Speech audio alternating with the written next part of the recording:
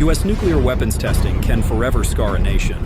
Just ask the Marshall Islands President Donald Trump's call for the United States to resume testing of nuclear weapons last week, has experts scratching their heads. What did he really mean?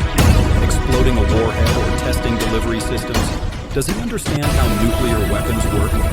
How will US nuclear adversaries react?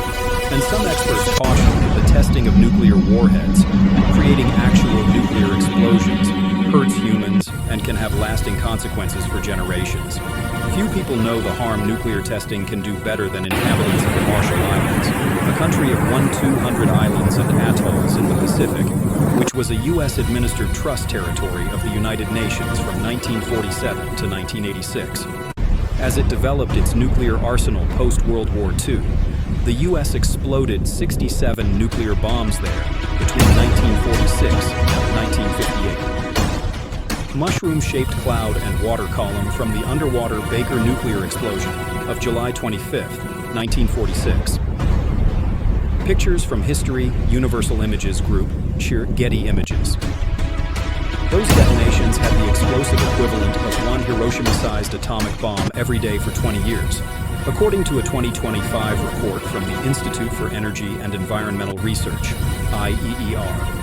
The radiation effects have been ruinous, according to U.S. government reports cited by the Atomic Heritage Foundation, which said the testing was responsible for 55% of cancers on some of the island's northern atolls, and the effect has been more widespread than in the islands.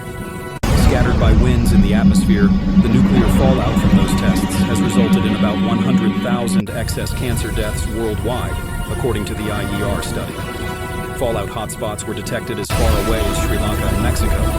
Related diseases come from isotopes in the nuclear fallout that can penetrate the human body and cause mutations in DNA, according to a 2024 paper from the American Society of Clinical Oncology Journal. A nuclear test during Operation Castle in the Marshall Islands in 1954 Department of Energy. The isotopes can remain in the environment years after testing, afflicting those exposed with cancers including lung, leukemia, lymphoma, thyroid, and breast, the paper says. And the U.S. past nuclear tests weren't confined to the Pacific Islands. The Nevada test site in the Mojave Desert saw 100 atmospheric tests from 1951 to 1962, and 828 underground tests, the last of those being in 1992. Though underground testing is considered safer, 32 of those tests in Nevada resulted in fallout escaping into the atmosphere, according to a 1993 UN report.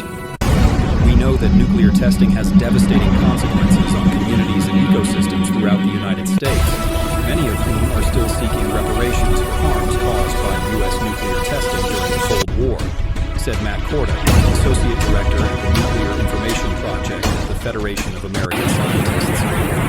Resuming testing would almost certainly inflict new harms on those groups, Korda told CNN. Tragic nuclear legacy.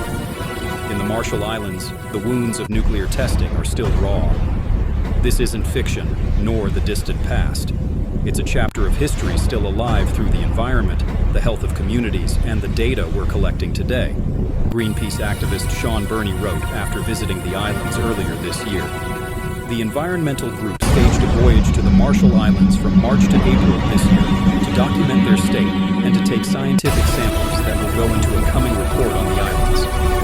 On tiny Runit Island, part of Enewetak Atoll, sits the Dome, a structure 377 feet, 115 meters in diameter, made of concrete about half a meter thick.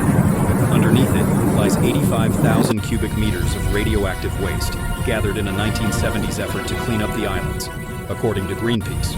A crater covered by concrete to keep decontaminated soil and another crater both created by nuclear testings are seen